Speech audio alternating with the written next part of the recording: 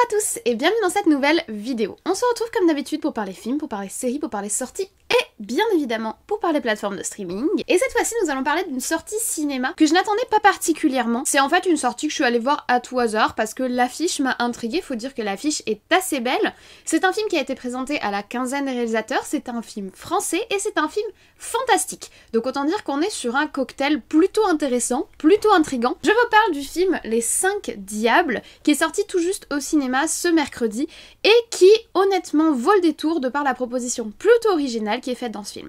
Je vous laisse avec le générique et on en parle juste après.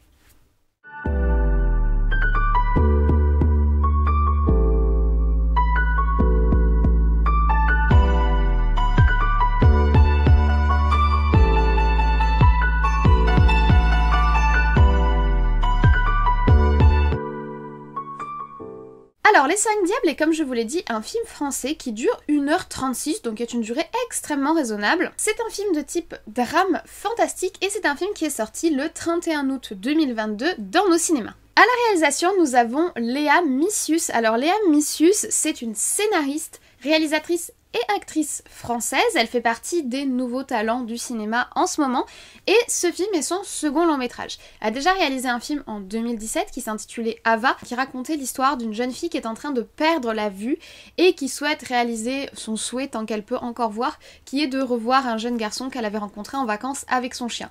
Ce film Ava, je ne l'ai pas vu, donc je peux pas vous dire s'il est bien ou pas. C'est pas particulièrement un film qui m'a attirée à l'époque, à l'inverse de son nouveau long métrage. Léa Missius, elle s'est d'abord fait remarquer par des courts-métrages, notamment L'Oiseau Tonnerre, qui avait fait beaucoup parler de lui et qui a reçu de nombreux prix, ou encore L'Île Jaune, qui était son tout premier court-métrage, et elle va apparaître dans un film pour la première fois en tant qu'actrice, un film qui sort le 7 septembre, donc là, la semaine prochaine, et qui s'intitule Tout le monde aime Jeanne. Donc c'est, on va dire, une artiste plutôt complète du cinéma qui nous livre ici son second long-métrage. Alors si Les 5 Diables vient juste d'arriver au cinéma chez nous, il a déjà été présenté à la quinzaine des réalisateurs qui s'appelle, il me semble maintenant, la quinzaine des cinéastes, au nom d'une inclusivité, parce que réalisateur c'est masculin alors que cinéaste c'est plus neutre, mais bon, on va rester sur la quinzaine des réalisateurs. C'est une sorte de festival de présentation parallèle au festival de Cannes qui se passe à peu près durant la même période. C'est pas vraiment à but compétitif, c'est pas une compétition, c'est plus pour faire découvrir de nouveaux talents. C'est quelque chose qui existe depuis mai 68 et c'est donc cette année la 54e édition de cette quinzaine des réalisateurs. Cette année en présentation il y avait 23 films, dont un film dont on a déjà parlé ensemble qui est le film Men, que j'avais plutôt apprécié, qui était très original et qui était lui aussi dans une sorte de dark un peu fantastique, vous voyez, un petit peu horreur. Alors là sur Les 5 Diables on n'est pas vraiment dans l'horreur, même si ça peut être plutôt oppressant. Par contre, on est dans le fantastique ou la fantasy en fonction de comment vous dites ça. Pour terminer sur la quinzaine des réalisateurs, le but est donc de faire découvrir de nouveaux talents et c'est notamment à la quinzaine qu'on a découvert des gens comme George Lucas ou encore Spike Lee. Donc c'est une sorte de festival de Cannes parallèle, si vous voulez, qui permet de présenter des métrages qui sont pas forcément encore très connus, des réalisateurs, des réalisatrices qui sont pas encore très connus et de les mettre en avant avec ce label de la quinzaine des réalisateurs. Pour ce film Les 5 Diables, Léa Missius a choisi une actrice en tête d'affiche qui a notamment monté les marches de Cannes il y a quelques années pour son film iconique. Je parle de Adèle Exarchopoulos, j'espère que je prononce bien son nom parce qu'il est assez complexe. Elle avait marqué Cannes en 2013 avec le fameux film La vie d'Adèle, où elle partageait notamment l'affiche avec Léa Seydoux dont on a parlé dans les films Les Crimes du futur. Léa Seydoux, c'est pas une actrice que j'apprécie particulièrement. Par contre, Adèle Exarchopoulos, alors autant je connais pas énormément son travail parce qu'elle fait principalement des films qui moi ne m'attirent pas, mais je trouve que c'est une femme qui est absolument magnifique avec une beauté très normale entre guillemets, c'est-à-dire qu'elle est pas dans des canons de la beauté de type mannequin, mais elle est très belle. On a également pu la voir dans le film La Rafle ou encore plus récemment dans le film Sibylle et en 2020 elle était à l'affiche du film Bac Nord qui a défrayé la chronique et fait couler beaucoup d'encre. Ici, elle partage l'affiche avec Noé Habitat. Noé Habitat était déjà dans le précédent film de Léa Missius, puisqu'elle était dans le film Ava de 2017 dont je vous ai parlé. Et on l'a également vu en 2020 dans le film Slalom, que personnellement je n'ai pas vu. Pour ce casting majoritairement féminin, nous avons deux autres actrices présentes à l'écran pour lesquelles c'est leur premier long métrage. Tout d'abord, Swala Emati qui incarne la sœur et on va dire l'élément déclencheur de l'histoire dans le film, et également la petite fille du film qui est incarnée par Sally Dramé, qui est une jeune actrice de 11 ans. Donc on a un casting plutôt éclectique avec une très belle tête d'affiche et beaucoup de noms qui ne sont pas encore connus, voire qui n'ont pas encore participé à des longs métrages au cinéma. Mais au final, que nous raconte ce film Les 5 Diables? Nous sommes dans les Alpes, dans une petite ville de montagne, vous savez, ces petites villes rurales où tout le monde se connaît, où même en grandissant on se connaît tous et les gens qui n'ont pas quitté la ville pour leurs études ou pour leur travail vont tous trouver une place, on va dire, dans les emplois locaux et se connaissent un peu tous avec les rumeurs, avec les rancœurs, avec les regrets qui s'accumulent année après année. Et on est totalement dans ce climat-là. On va donc suivre une jeune femme qui a son mari et sa fille, qui a une vie somme toute totalement normale. Elle a été une ancienne Miss, donc un petit peu la beauté du village si vous voulez. Elle est devenue la maître nageuse du village, tout le monde se connaît là-dedans comme je vous l'ai dit. Elle s'est mariée, elle a eu une fille, c'est un petit peu le couple modèle. Ils vivent dans une petite maison pavillonnaire, bref, la petite vie classique on va dire. Ce quotidien tout à fait banal et tout à fait normal est bouleversé par deux choses. Tout d'abord sa fille qui va commencer à développer des dons plutôt particuliers et également le passé qui va venir frapper à leur porte de façon complètement imprévue et qui va les obliger à faire face à des erreurs, des regrets qui leur viennent de leur jeunesse. Donc voilà pour cette histoire qui est somme toute classique au départ mais très intrigante et où le fantastique est plutôt diffus, on va en parler. Concernant la direction artistique, j'ai beaucoup apprécié, c'est très beau, visuellement c'est très beau, ils mettent beaucoup en valeur les paysages des Alpes et les paysages de ces petites villes de campagne. Ça m'a fait beaucoup penser à La Nuit du 12 qui est un film que j'ai adoré, alors je vous avais pas fait une vidéo dessus, mais je vous avais mis dans ma vidéo les 10 films que je vous ai cachés. La Nuit du 12 ça se passe à Grenoble et là on est vraiment dans la même ambiance de petite ville où on est encerclé par les montagnes et moi c'est quelque chose que je connais. Alors j'ai pas grandi dans les hautes montagnes, moi j'ai grandi dans le Massif central, mais c'est une ambiance, si on l'a connue dans sa vie, on reconnaît tout de suite cette ambiance de petite ville, de petit village où on se connaît tous. Ces villes en fait où la nature est très proche et fait complètement partie du quotidien et je trouve que c'est très bien mis à l'image ici. J'ai notamment beaucoup apprécié tous les paysages qui sont tournés autour du lac qui est un point très important du film, de l'intrigue et très important pour l'héroïne. Le lac il est vraiment mis en valeur, que ce soit les moments où on nous montre la pluie, que ce soit la façon dont il nous montre le temps qui passe, que ce soit les reflets qui sont utilisés avec la montagne qui se reflète dans le lac, etc. J'ai trouvé ça très beau et globalement au niveau des plans naturels, il y a un très beau travail et une très belle mise en valeur de l'environnement naturel qu'ils ont choisi pour leur film. Il y a également des très beaux plans autour de la thématique du feu, dont un qui a été gardé pour l'affiche que je trouve extrêmement bien choisi par ailleurs. Donc franchement, un très beau travail au niveau des lumières, au niveau de l'environnement d'une manière générale. Il faut savoir en plus que malgré le fait que ce soit un film de type fantastique, il n'y a aucun effet spécial. Tout est dans la suggestion visuelle, la façon dont c'est filmé, la façon dont c'est montré. Il n'y a aucun artifice. Tout passe par l'image, tout passe par la façon dont c'est filmé. J'ai trouvé ça très malin. Là où j'ai été plus gênée, c'est dans la façon de filmer les personnages. J'ai trouvé qu'il y avait une certaine froideur. Alors il faut savoir que dans tous les cas, je me suis pas particulièrement attachée aux personnages dans cette histoire, mais j'ai trouvé que la façon dont étaient filmées les relations humaines en fait dans le film était trop intime, trop intrusif, mais froid. Je sais pas comment dire ça, il n'y a pas vraiment de tendresse dans la façon dont sont filmés les personnages, en tout cas moi c'est pas du tout ce que j'ai ressenti. Soit on est trop proche d'eux, on est trop dans leur intimité, soit on est complètement en dehors de ce qui se passe, et ça m'a un petit peu perturbée et c'est ce qui fait je pense que j'ai eu beaucoup de mal à m'attacher aux personnages. En plus du fait que certains ont des caractères très antipathiques, bon ça c'est la narration. Au-delà, alors Adèle Exarchopoulos, moi je trouve que c'est une très bonne actrice et là elle joue très bien, elle incarne très bien son rôle de mère un petit peu détachée, qui a des problèmes, enfin, en gros qui semble envahie par ses propres problèmes et par ses propres regrets, ce qui fait qu'elle a une relation assez particulière avec sa fille et même avec tous les gens qui l'entourent. Au-delà d'Adèle, j'ai trouvé qu'il y avait quand même un gros problème au niveau du jeu de très nombreux acteurs. La petite fille, elle est dans le surjeu constant. Alors en soi, c'est normal, c'est son premier long métrage, c'est une très jeune actrice, elle a 11 ans, mais c'est quand même gênant à l'image et le problème c'est que c'est gênant parce que c'est pas la seule.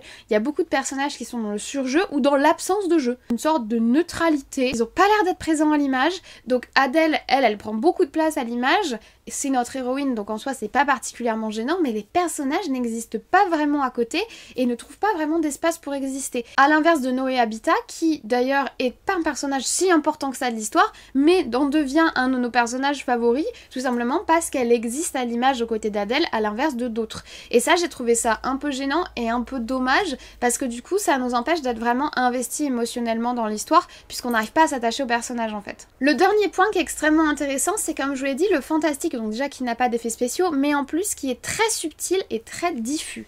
C'est-à-dire qu'il y a un sentiment d'étrangeté dans tout le film. Durant tout le film, il y a un sentiment d'étrangeté. On sent que ce qui se passe, c'est bizarre. On sent que ce qui se passe, c'est pas normal. On sent qu'il y a des trucs qui clochent. Mais on a du mal à mettre le doigt dessus, en fait, durant tout le film. Et j'ai trouvé ça très intéressant très intelligent, parce que ça crée un sentiment de malaise alors même qu'on n'est pas du tout dans un film d'horreur, juste parce qu'on ne comprend pas ces étrangetés qu'on est en train de regarder, et la façon dont elles sont filmées fait que c'est encore plus bizarre.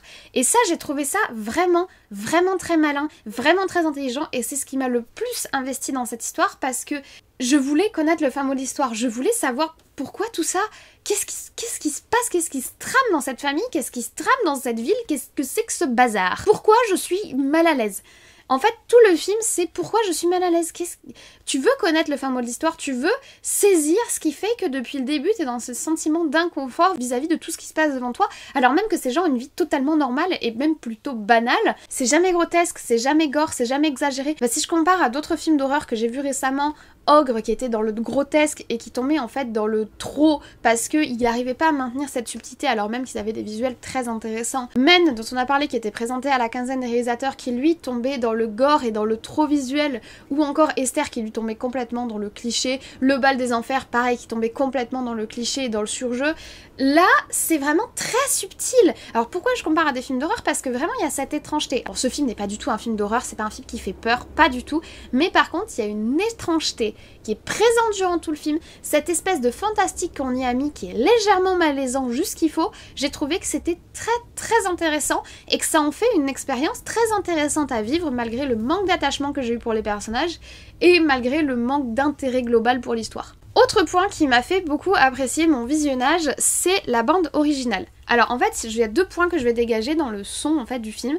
Il y a d'un côté une sorte de playlist super sympa, j'en ai noté plein, je suis allée les chercher sur Spotify. La playlist est très sympa, elle fait vachement écho aux années 2000, d'ailleurs même au niveau stylistique, au niveau du style des personnages, au niveau des périodes qui sont abordées, on va dire. Dans le film, il y a beaucoup de références aux années 90-2000. En gros, la génération de notre héroïne, c'est cette génération-là, et ça se voit stylistiquement, on va dire. En plus, je trouve que ça s'allie parfaitement avec cette ambiance de petite ville un peu perdue, un peu paumée où tout le monde se connaît, parce que ça correspond aussi à ma jeunesse, donc là je pense que c'est plus un intérêt plutôt personnel et on va dire un attachement plutôt personnel à cette ambiance là. Et donc à côté de cette playlist musicale, il y a aussi une bande son qui est très intéressante avec des moments de silence, des moments où on laisse tout simplement le bruit naturel, souvent on est dans des espaces naturels, et des moments avec une musique lancinante qui participe au malaise et que j'ai trouvé plutôt très bien choisi. Je trouve que la bande originale est très intéressante et qu'elle s'allie très bien en fait aux différentes ambiances visuelles qui nous sont proposées. Et ça participe en fait à ce que je vous ai dit, cette espèce d'ambiance diffuse, un peu malaisante, un peu intrigante, un peu j'essaye de comprendre ce qui se passe. Là où malheureusement je vais devoir émettre un bémol, c'est sur le rythme du film. En soi, il dure 1h36, t'as le sentiment quand même qu'il dure 2 heures, il y a beaucoup de moments qui sont très longs. Comme je vous l'ai dit, on est sur une histoire qui n'est pas trop rapide et qui s'installe petit à petit de façon lancinante, donc il faut laisser le temps, mais malheureusement ce temps on le sent quand même passer parce qu'il n'y a pas énormément d'action et au niveau de l'écriture c'est pas particulièrement dynamique, c'est-à-dire qu'on découvre petit à petit le mystère. Alors le trick qui est utilisé pour découvrir le mystère est intéressant même s'il n'est absolument jamais expliqué, donc du coup on reste un peu sur sa fin de ce côté-là. Et puis surtout comme c'est très répétitif, en fait petit à petit on rentre dans un cycle, on va se dessiner la construction narrative devant nous, devant nos yeux. Une scène ancrée dans la réalité, une scène fantastique, réaction à cette scène fantastique, nouvel indice, une scène ancrée à la réalité, une scène fantastique, réaction... Voilà, et en fait ce cycle-là se répète et il n'y a pas vraiment de surprise. Il n'y a rien qui vient dynamiser le rythme du film et ça c'est un peu dommage parce que petit à petit on rentre dans une espèce de routine en fait. Et même si c'est intéressant et qu'on est accroché parce qu'on veut connaître le fin mot de l'histoire, on est quand même coincé dans cette routine. Et en plus de ça, le problème majeur, on va dire, au niveau de l'écriture du scénario et donc du rythme du film, c'est que dès les 20 premières minutes, on voit quel est l'objectif du film. Alors on ne connaît pas le dénouement, qui d'ailleurs tombe plutôt à plat je trouve, parce que moi je m'attendais quand même à être surprise, peut-être même un retournement de situation à la fin, vu comment c'était lancinant et pas vraiment. Mais en plus, le problème c'est que c'est un film qui a plus de messages que de films et ça on le réalise à la fin. Pendant toutes les 1h36 du film, on attend le dénouement, on attend la révélation, on attend la compréhension, on attend l'explication et en fait la seule explication qu'on a, c'est ce qu'on a perçu dès le début de l'histoire, qui est que c'est un film à portée sociale et à portée de messages engagés, plus qu'un film qui a pour objectif de nous raconter une histoire, et ça c'est vraiment ce qui m'a déçu. Après ça dépend vraiment des goûts. Moi personnellement, dans mes goûts personnels, je n'aime j'aime pas quand un film laisse plus de place au message qu'à l'histoire. Ça ne me dérange pas qu'il y ait une écriture en filigrane, c'est-à-dire que en lisant entre les lignes, il y ait des messages sociaux, il y ait des métaphores de notre société, il y ait des messages engagés, ça ne me dérange absolument pas. Ce qui me dérange, c'est quand le film n'est conçu que pour ça. Et c'est le sentiment que j'ai eu une fois arrivé à la fin du 5 Diables. Le film est très sympa, il y a plein de trucs originaux, il y a plein de tricks, le fantastique est très intéressant, etc. Mais au final, tout cela n'est pas exploité, la narration n'est pas particulièrement creusée, car le seul but du film est de nous passer un message social qu'on perçoit dès le début quasiment de l'intrigue, et qui du coup ne nous surprend pas du tout arrivé à la fin. Donc au final, que ce soit toute la dimension fantastique ou toute la dimension contemplative, elles ne sont que des artifices qui sont utilisés au service en fait du message du film, au service du message de la réalisatrice et au service de l'objectif initial du film, qui n'est pas de nous montrer un film, mais qui est de nous montrer un message social, un engagement social. Et je me répète, c'est pas du tout un problème que les gens soient engagés. Par contre, moi ça me gêne quand au cinéma on ne me parle que de ça. Ça ne me dérange pas qu'il y en ait, mais j'aimerais que par-dessus, il y ait quand même une couche de scénario, une couche d'histoire, et que le fond du film ne soit pas seulement le message social qu'on essaie de me faire passer. Parce que dans ce cas-là, en fait, en plus, comme il est très facile à percevoir dans ce film, tu sais déjà ce qui va se passer et ça sert à rien de rester pour les 1h36. Dès 20 minutes, t'as compris ce qui se passe et puis c'est bon quoi. D'autant plus que ce message, en plus d'être relativement simple, qu'on entend toujours, et ce qui est presque une évidence, c'est presque triste qu'on ait besoin de faire des films pour rappeler des évidences de tolérance, etc. En plus, du coup, ce qui m'a gênée une fois que j'ai réalisé que le but du film était uniquement un message, si vous voulez, c'est que du coup, il passe d'autres visions des choses qui personnellement m'ont, avec le recul, un peu heurté, notamment sur la figure, on va dire, maternelle du film, où on a en fait une mère qui se comporte comme un enfant et un enfant qui se comporte comme une mère, ce qui est presque flippant au niveau de la rythmique familiale, avec une mère qui laisse sa fille 20 minutes toute seule au bord d'un lac. Voilà, une petite fille de 10 ans. Il y a que moi qui trouve ça bizarre. Alors en soi, effectivement, le film est une fiction, mais ce qui est intéressant, c'est de voir qu'il y a une dimension morale dans le film concernant d'autres sujets, mais que dans ce qui nous est montré sur la parentalité, on revient pas particulièrement dessus, et c'est en fait normalisé dans le film, d'autant plus que la relation mère-fille est un petit peu la relation centrale de l'intrigue, du moins au début du film. Donc moi, ça m'a un petit peu, on va dire, mis mal à l'aise et questionné vis-à-vis de ça. Quand un film veut être dans une démarche éducative au niveau social, il peut pas d'un côté avoir un message très pertinent et de l'autre avoir un message qui est laissez vos enfants tout seuls dans la forêt pendant que vous allez nager. Une fois que j'ai réalisé qu'en fait le film avait cette portée humaine sociale, ça m'a un petit peu perturbée, ce côté-là en fait. Il y a une dimension très égoïste de la part du personnage principal au final dans le film, qui n'est à aucun moment remise en cause, contestée ou pointée du doigt. Même si la parentalité n'est pas le centre du message du film, pour le coup, ça m'a un petit peu perturbée, on va dire. Si je fais le bilan, c'est un bilan qui est plutôt positif, c'est une bonne surprise, je n'attendais rien de ce film, je suis allée le découvrir sans savoir de quoi ça parlait ni rien, juste parce que l'affiche était sympa, et parce qu'il y avait le logo 15 réalisateurs, et que du coup, quand j'ai pas de film à voir particulièrement, j'aime bien aller voir des choses qui me changent en fait. J'ai une curiosité d'aller voir des choses différentes de ce que je regarde d'habitude, et là c'est plutôt une bonne surprise. J'ai trouvé que le fantastique était tout en subtilité, qui était intéressant, que visuellement le film était beau, que la bande originale était intéressante et accompagnait très bien l'intrigue. Malheureusement, au niveau de la dite intrigue, ça tombe un peu à plat pour moi parce que l'histoire du film n'est qu'un artifice pour passer un message dans le film, et un message qui d'un côté est extrêmement basique et plutôt évident et même devrait être évident pour tout le monde, et de l'autre avec des visions, on va dire, de la parentalité qui m'ont personnellement mise mal à l'aise. Donc ce que je dirais, c'est qu'il y a énormément de potentiel dans ce film, et je pense que du coup je vais me pencher sur le précédent film de la réalisatrice pour voir si elle a la même patte visuelle en 2017 dans son film Ava, parce que ça m'a intriguée, et j'irai peut-être voir ses prochaines productions, mais en gardant à l'esprit que ce sont plus des films sociaux que des films fantastiques, en tout cas dans ce cas-là. Voilà, je vous remercie d'avoir regardé cette vidéo jusqu'au bout, j'espère qu'elle vous a plu. N'hésitez pas à me dire en commentaire si ce film vous intrigue, si vous l'avez vu, si vous l'avez aimé ou si vous ne l'avez pas aimé, n'hésitez pas à m'expliquer pourquoi. Moi je suis contente de l'avoir vu, de toute façon quand j'ai pas prévu de voir quelque chose en particulier, j'aime bien y aller un peu à l'aveugle, et j'avoue que je me laisse souvent guider par les logos des festivals, etc. parce que ça me permet de voir un cinéma un petit peu différent et de sortir de ma zone de confort. Là c'est ce que j'ai fait et j'ai été plutôt agréablement surprise sur l'aspect fantastique du film, plutôt déçue sur d'autres aspects. Dans l'absolu, je suis pas un public préconquis pour ce film, c'est-à-dire que je pense pas que je sois le public cible de ce genre de contenu, mais c'est toujours intéressant d'aller découvrir. Comme toujours, si la vidéo vous a plu, n'hésitez pas à mettre un petit like, comme vous le savez ça fait toujours très plaisir. Si ce n'est pas encore fait, n'hésitez pas à vous abonner, c'est gratuit, n'hésitez pas à activer la cloche, comme ça vous serez tenu au courant des sorties de vidéos, des posts communautaires et également des lives. J'annonce les lives en post communautaire lorsque j'en fais, généralement le jour même ou la veille, donc comme ça vous serez tenu au courant. Moi je ne vous embête pas plus, je vous remercie d'avoir regardé cette vidéo jusqu'au bout, je vous souhaite une très bonne journée, une très bonne semaine, comme d'habitude de très bons visionnages, et nous on se retrouve comme toujours très vite.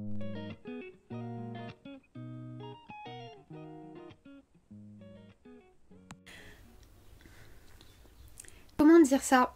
Quand en fait le film émet des évidences, enfin les trucs de tolérance etc, c'est supposé être évident, et d'ailleurs c'est, enfin quand t'es quelqu'un de tolérant, je suppose que quand tu regardes dès le début du film, c'est évident, et du coup le film t'apprend pas grand chose. Petite ville de montagne des Alpes. De toute façon faut que je boive.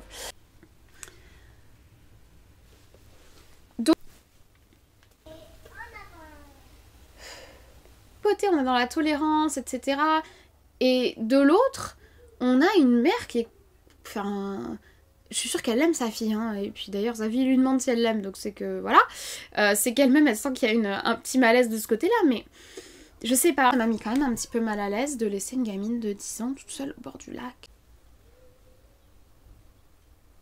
Oui, il y a beaucoup d'égoïsme dans ce film, je trouve. Il y a beaucoup d'égoïsme, ouais.